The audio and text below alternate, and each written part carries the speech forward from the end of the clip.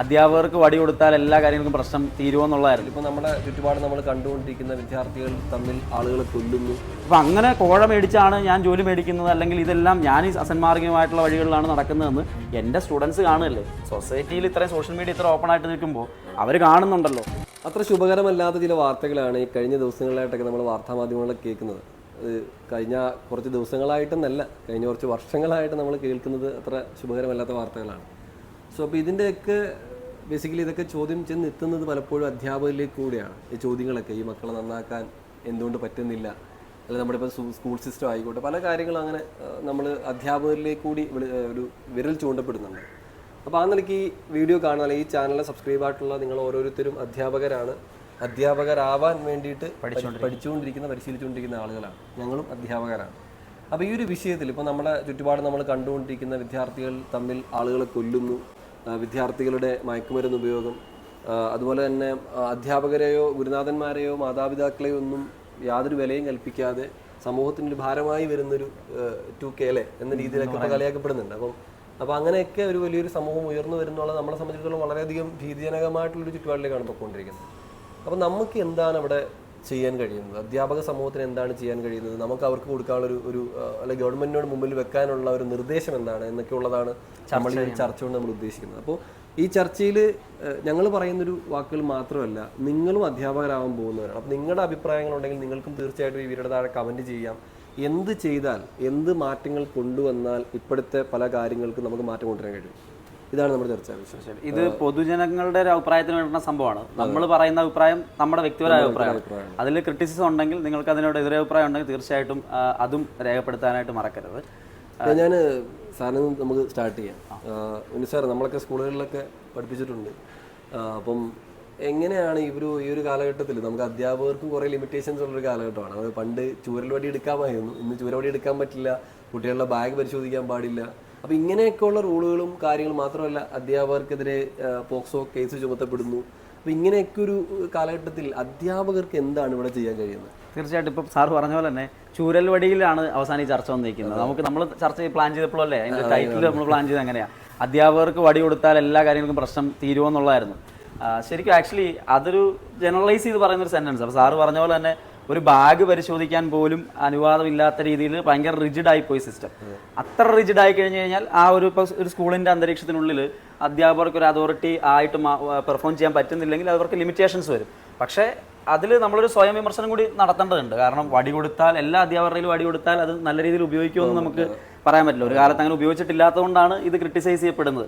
കാരണം ഇപ്പോൾ നമുക്ക് പേഴ്സണലി ഉള്ള വിരോധം കൊണ്ടോ, അല്ലെങ്കിൽ രണ്ട് കുട്ടികളെ താരതമ്യം ചെയ്തുകൊണ്ട് അതിൽ നന്നായി പഠിക്കുന്നവൻ മോശമായി പഠിക്കുന്നവൻ, അല്ലെങ്കിൽ അവൻ സാമ്പത്തിക നിലയുള്ളവൻ സാമ്പത്തിക ഇതിനെ തിരിച്ച് കാണാൻ കൊള്ളുന്നവൻ കാണാൻ കൊള്ളാത്തവൻ എന്നുള്ള രീതിയിലൊക്കെ വളരെ മോശമായ രീതിയിൽ തിരിച്ച് ചിന്തിച്ചിരുന്നു. അത് മാത്രമല്ല, നമ്മൾ പണ്ട് പറയായിരുന്നല്ലേ, സാറ് സ്കൂളിൽ ഭയങ്കര ചൂടായിട്ടാണ് വരുന്നത്, സാറിന്റെ കയ്യിൽ വടി ഉണ്ടെങ്കിൽ സാർ ഇന്ന് വീട്ടിലെന്തോ വഴക്കിട്ടിട്ടാണ്. തീർച്ചയായിട്ടും നമ്മൾ പണ്ട് പറയുന്ന കോമൺ ഡയലോഗാണ്.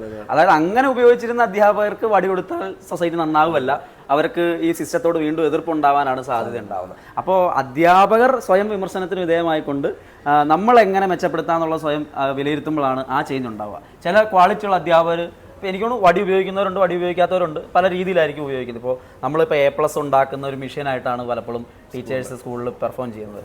ഇപ്പോൾ ഇതൊരു ഇൻഡിപെൻഡൻറ്റ് വിഷയമൊന്നും അല്ലെന്ന്. ഇതിപ്പോൾ നമ്മളൊരു സിന്തറ്റിക് ലഹരിയുടെ മാത്രമോ അല്ലെങ്കിൽ അക്രമം മാത്രമായിട്ടും ചർച്ച ചെയ്യേണ്ട ഒരു വിഷയമൊന്നുമല്ല. ഇപ്പോൾ അധ്യാപകരുടെ മാനസികാവസ്ഥ എന്താ 2025 എത്തുന്ന സമയത്ത് ഈ വാർത്തകൾക്കിടയിൽ തന്നെ എനിക്കൊന്ന് അധികം ചർച്ച ചെയ്യാത്ത, എന്നാൽ നമ്മളെപ്പോലെ കുറച്ച് ആൾക്കാർ മാത്രം ശ്രദ്ധിച്ച് ചർച്ച ചെയ്ത, സൊസൈറ്റി ചർച്ച ചെയ്തിട്ടില്ലാത്തൊരു വിഷയം, ഒരു അധ്യാപിക മരിച്ചു, ആത്മഹത്യ ചെയ്തു, ശമ്പളം കിട്ടാതെ 6 വർഷത്തോളം ശമ്പളം കിട്ടാതെ ഇരുന്ന് ആ മാനസിക ബുദ്ധിമുട്ടിൽ അവർ ആത്മഹത്യ ചെയ്തു. നമ്മൾ ഇന്ന് സംസാരിക്കുന്ന ഈ ദിവസം നമ്മൾ കാണുന്നൊരു വാർത്ത, കോഴിക്കോട് ഒരു അധ്യാപകനെ 3 ദിവസമായിട്ട് കാണാനില്ല. അദ്ദേഹത്തിന് ജോലി ചെയ്ത ശമ്പളം കിട്ടുന്നില്ല, വർഷങ്ങളായിട്ട് അദ്ദേഹത്തിന് പെൻഡിങ് കിടക്കുന്നു, അദ്ദേഹത്തെ കാണാനില്ല, സഹപ്രവർത്തകർ അന്വേഷിച്ചുകൊണ്ടിരിക്കുന്നു, പോലീസ് പരാതിപ്പെട്ടിരിക്കുന്നു. ഈ വാർത്ത എങ്ങോട്ടാ? അതായത് മാനസികമായിട്ട് അധ്യാപകരൊക്കെ അല്ലെങ്കിൽ അവർക്കിത് ജോലി എന്നുള്ളതിനപ്പുറത്തേക്ക് കുട്ടികളിൽ നിന്ന് ഔട്ട്പുട്ട് ഉണ്ടാക്കാൻ, അല്ലെങ്കിൽ കുട്ടികളെ ഒന്ന് മോൾഡ് ചെയ്തെടുക്കാൻ അവരെങ്ങനെ ഓക്കെ ആവും, അതും വലിയൊരു ചർച്ച ചെയ്യേണ്ട ഒരു വിഷയമാണ്. അപ്പോൾ ഇത് സിസ്റ്റം മൊത്തത്തിൽ ഒന്ന് റീഫ്രെയിം ചെയ്ത് വന്നെങ്കിൽ മാത്രമേ ഇതിൽ ചേഞ്ചസ് ഉണ്ടാവുള്ളൂ. അതിൽ എനിക്ക് തോന്നുന്നു അധ്യാപകർ മാത്രം വിചാരിച്ചതുകൊണ്ടല്ല, സൊസൈറ്റി മൊത്തത്തിൽ ഒരു തീർച്ചയായിട്ടും ഇപ്പോൾ പേരൻസ് ഭയങ്കര റോളുള്ള ആൾക്കാരല്ലേ. ഈ അധ്യാപകർ എന്ന് പറയുന്നവരും പേരൻസ് ആയിട്ടുള്ള ആൾക്കാരല്ലേ. ഇപ്പോൾ കുട്ടികൾ ചെയ്യുന്ന, ഇപ്പോൾ സിന്തറ്റിക് ലഹരി ഉപയോഗിക്കുന്നു തെളിയുന്നു, അത് മൂടി വെക്കാനാണ് ശ്രമിക്കുന്നത്. അത് ക്രിട്ടിസൈസ് ചെയ്യാനോ അത് തിരുത്താനോ അല്ല. ഇപ്പൊ ഈ അടുത്തിടയ്ക്ക് 2 സംഭവങ്ങൾ, അത് പൊളിറ്റിക്കൽ ലീഡേഴ്സിന്റെ മക്കളുടെ കേസ് വന്നിട്ടുണ്ടായിരുന്നു. അതുപോലും അവരെ വെളുപ്പിക്കാൻ.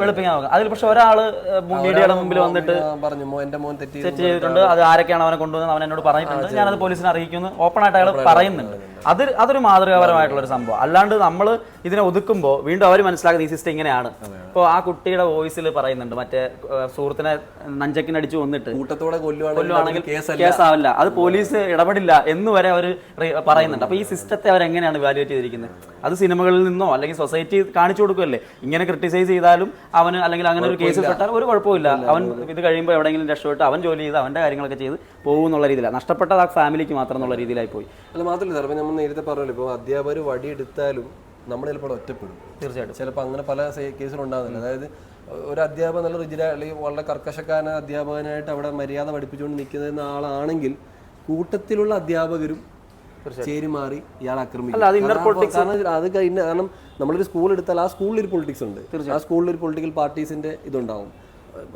രണ്ട് ഏറ്റവും മേജറായിട്ട് ഇപ്പോൾ 2 പാർട്ടികളാണ്. അപ്പോൾ ആ 2 പാർട്ടികളിലെ അധ്യാപക വിങ് ഉണ്ടാവും. അപ്പോൾ അവിടെ ഒരാൾ ചെയ്യുന്ന ഒരാൾ സപ്പോർട്ട് ചെയ്യുന്നില്ല. ഈഗോ ക്ലാഷുകളുണ്ട്. അപ്പം സപ്പോർട്ട് ചെയ്യാതിരിക്കുന്നു, അവനെ എങ്ങനെയും താഴെ ഇറക്കണം. അപ്പോൾ അതിനുവേണ്ടി പരസ്പരം ഭാരം വെക്കുന്നു. അപ്പോൾ ഇങ്ങനെയൊക്കെയുള്ള കുറേ കാര്യങ്ങൾ ഇതിൻ്റെ ഇടയിൽ ഉള്ളത് കൊണ്ട് തന്നെ അവിടെ ഒറ്റപ്പെട്ടു പോകും. തീർച്ചയായിട്ടും അത് എന്തെങ്കിലും ചെയ്യണം എന്ന് വിചാരിച്ചൊരു ഫയറിൽ വരുന്ന ആള് 1-2 വർഷം കൊണ്ട് അയാൾ വീണ്ടും A+ മെഷീനായിട്ട് മാറുകയാണ്. അതാ വേറൊരു കാര്യത്തിന് ഇൻപുട്ട് കൊടുക്കാത്തൊരവസ്ഥയിലേക്ക് പോകും. അപ്പോൾ എനിക്ക് പലപ്പോഴും തോന്നിയിട്ടുള്ളതെന്ന് പറഞ്ഞാൽ ഈ അധ്യാപകരുടെ ഒരു ശ്രമം നടത്തിയത് കൊണ്ട് ഇത് സംഭവിക്കും എനിക്ക് തോന്നിയിട്ടില്ല. എൻ്റെ ഒരു പേഴ്സണൽ അഭിപ്രായം എന്ന് പറഞ്ഞാൽ കരിക്കുലത്തിൽ തന്നെ ഒരു പുതിയൊരു സംവിധാനം വരികയും, ഇപ്പം നമുക്കറിയാം, ഇപ്പോൾ ഗ്രേസ് മാർക്ക് ഉണ്ട് കുട്ടികൾക്ക്. അപ്പോൾ അവിടെ ഗ്രേസ് മാർക്ക് അസൈൻമെൻറ്റ് എഴുതണം, അല്ലെങ്കിൽ സെമിനാറൊക്കെ വെക്കണം. അപ്പോൾ അതിനോടൊപ്പം തന്നെ ഒരു നമ്മുടെ ഇത് ഒരു എന്താ പറയുക, ഒരു മനഃശാസ്ത്രം അവർക്ക് ഒരു ഇതിൻ്റെ ഭാഗമാവുകയും അവർക്ക് ഔട്ട്സൈഡ് വർക്കുകൾ, അതായത് ഇപ്പോൾ അഗതി മന്ദിരങ്ങൾ സന്ദർശിക്കുക, അതുപോലെ തന്നെ മുതിർന്നവരെ സഹായിക്കുക, അല്ലെങ്കിൽ ഹോസ്പിറ്റൽ സന്ദർശിക്കുക. അപ്പോൾ ഇങ്ങനെയൊക്കെയുള്ള ഒരു വർക്ക് അവർക്ക് ഒരു കൂട്ടത്തോടെയുള്ള വർക്ക് അവർക്ക് കൊടുത്തുകൊണ്ട് അത് ഒരു മാർക്ക് സിസ്റ്റത്തിന്റെ ഭാഗമാകുന്ന തരത്തിലേക്ക് കാര്യങ്ങൾ കൊണ്ടുവരികയും തീർച്ചയായിട്ടും എല്ലാ വർഷവും മാതാപിതാക്കൾക്കും കുട്ടികൾക്കും ഒരു നിർബന്ധമായിട്ടൊരു വർക്ക്ഷോപ്പ്, അതായത് അതിനകത്ത് ഈ ലഹരിയെക്കുറിച്ചുള്ളത് വേണം, പോലീസ് ഓഫീസേഴ്സ്, വക്കീലന്മാർ, മനഃശാസ്ത്ര വിദഗ്ധർ, ഇവരെയൊക്കെ ഉൾപ്പെടുത്തുന്ന ഒരു വർക്ക്ഷോപ്പ് എല്ലാ വർഷവും നിർബന്ധമായിട്ടും പേരൻസിനും കുട്ടികൾക്കും വെക്കുന്ന, അതിനൊരു മാർക്ക് അല്ലെങ്കിൽ നിർബന്ധം എന്ന രീതിയിൽ വെക്കുന്ന തരത്തിലേക്കൊരു സംവിധാനം നമ്മുടെ കരിക്കുലത്തിൽ ബിൽഡ് ചെയ്യണം എന്നുള്ളതാണ് എൻ്റെ പേഴ്സണൽ അഭിപ്രായം. ശരിക്കും കരിക്കുലം ഓൾറെഡി അത് പറയുന്നുണ്ട്, പക്ഷെ അത് ഇംപ്ലിമെന്റ് ചെയ്യുന്നുണ്ടോ എന്നുള്ളതാണ് പ്രശ്നം. കുറച്ചുകൂടി മെച്ചപ്പെട്ട രീതിയിൽ ആധുനിക കാലത്തിനനുസരിച്ചുകൊണ്ട് ചേഞ്ച് ചെയ്യണം, അപ്ഡേറ്റ് ചെയ്യണം. പക്ഷേ ഇത് അപ്ഡേറ്റ് ചെയ്യുന്നു പേപ്പറിലായിരുന്നു നിൽക്കുന്നത്, ഇത് ഒരിക്കലും ഇംപ്ലിമെന്റ് ചെയ്യപ്പെടുന്നില്ല. ഇപ്പോൾ CC നമ്മൾ പറയുന്ന കണ്ടിന്യൂസ് ആൻഡ് കോംപ്രിഹെൻസീവ് വാല്യുവേഷനാണ്, തുടർച്ചയായിട്ടും സമഗ്രമായിട്ടും. ഈ സമഗ്രം എന്ന് പറയുന്ന വാക്കിനകത്ത് ഈ പറയുന്ന എല്ലാ കാര്യങ്ങളും ഉൾപ്പെടുത്താവുന്നതാണ്. ഇപ്പോൾ എനിക്ക് തോന്നുന്നു നമ്മളൊക്കെ ക്യാമ്പസിലായിരുന്ന സമയത്ത് നമ്മൾ NSSലോ NCCലോ അല്ലെങ്കിൽ നേച്ചർ ക്ലബിലോ ആക്റ്റീവായിട്ട് നമ്മൾ പെർഫോം ചെയ്യുന്ന ആൾക്കാരാണ്. അപ്പോൾ അത് നമ്മുടെ കരിയറിനെ ഭയങ്കരമായിട്ട് ഇൻഫ്ലുവൻസ് ചെയ്യുന്നുണ്ട്, അത് നമ്മുടെ മാർക്കിനെ സ്വാധീനിച്ചിട്ടുണ്ട്. എനിക്ക് തോന്നുന്നു പുസ്തകങ്ങളിൽ നിന്ന് കിട്ടിയതിനൊക്കെ കൂടുതൽ അങ്ങനത്തെ ആക്ടിവിറ്റീസിലായിരുന്നു. പക്ഷെ ഇതും A+ന് വേണ്ടി മാത്രമാക്കുമ്പോൾ, ഇപ്പോൾ NSSൽ വന്നാലോ NCCൽ വന്നാലോ എനിക്ക് A+ ഫുൾ ഗ്രേഡ് കിട്ടും എന്നുള്ള ആറ്റിറ്റ്യൂഡ് മാത്രം വന്നു കഴിയുമ്പോൾ അത് മാറി. നമ്മൾ ചെയ്യുന്ന ഒരു കാര്യത്തെ ആ മെറിറ്റോട് കൂടി ഇവാലുവേറ്റ് ചെയ്യുമ്പോഴാണ് അത് ഉണ്ടാവുന്നത്. ഇപ്പോൾ ഏറ്റവും ക്ലാസിക് എക്സാമ്പിൾ ഈ അടുത്ത് നമ്മൾ കണ്ടൊരു വീഡിയോ ഉണ്ടല്ലോ, ഇൻക്ലൂസീവ് എഡ്യൂക്കേഷൻ്റെ ഇമ്പോർട്ടൻസ്. ഗവൺമെന്റ് സ്കൂളിലെ കുട്ടികൾ വീൽ ചെയറിലൊരു കുട്ടിക്ക് ഫുഡ് കൊടുത്തിട്ട്, അത് ഭയങ്കര ബ്യൂട്ടിഫുൾ ആയിട്ടുള്ള ഒരു സാധനമല്ലേ, ഭയങ്കര കൺസെപ്റ്റ് അല്ലേ. പക്ഷേ ആ ഇൻക്ലൂസീവ് എഡ്യൂക്കേഷൻ എത്ര സ്കൂളുകൾ പോസിബിൾ ആവുന്നുണ്ട്? ഇപ്പോൾ പൊതുവിദ്യാലയങ്ങളിൽ ചില സ്കൂളുകൾ ഉള്ളതിനപ്പുറത്തേക്ക് ഒരു സ്റ്റാൻഡേർഡ് എന്ന് നമ്മൾ പറയുന്ന CBSE ഹയർ സ്റ്റാൻഡേർഡ് CBSE സ്കൂളുകൾ ഒരിക്കലും അത് അവർ അംഗീകരിക്കും. അപ്പോൾ അവിടെ തന്നെ ഒരു ഹയറാർക്കി ആയില്ലേ, സമൂഹത്തിൽ എന്താ പറയുക, അരികവൽക്കരിക്കപ്പെട്ടിരിക്കുന്ന ഒരു ബുദ്ധിമുട്ടുള്ളവരെ കാണാതെയാണ് ആ കാറ്റഗറി കുട്ടികൾ വളരുന്നത്. അപ്പോൾ ഒരു സഹാനുഭൂതിയോ സൊസൈറ്റിയോടുള്ള ഒരു കമ്മിറ്റ്മെന്റോ, ഇവന് ഞാൻ ചോറ് കൊടുക്കണം എന്നുള്ള തോന്നലോ, അല്ലെങ്കിൽ നഞ്ചക്കിനടിച്ചാൽ തലവേദന എടുക്കുന്നുണ്ട് എന്ന് ആ വേദന ഫീൽ ചെയ്യണ്ടേ?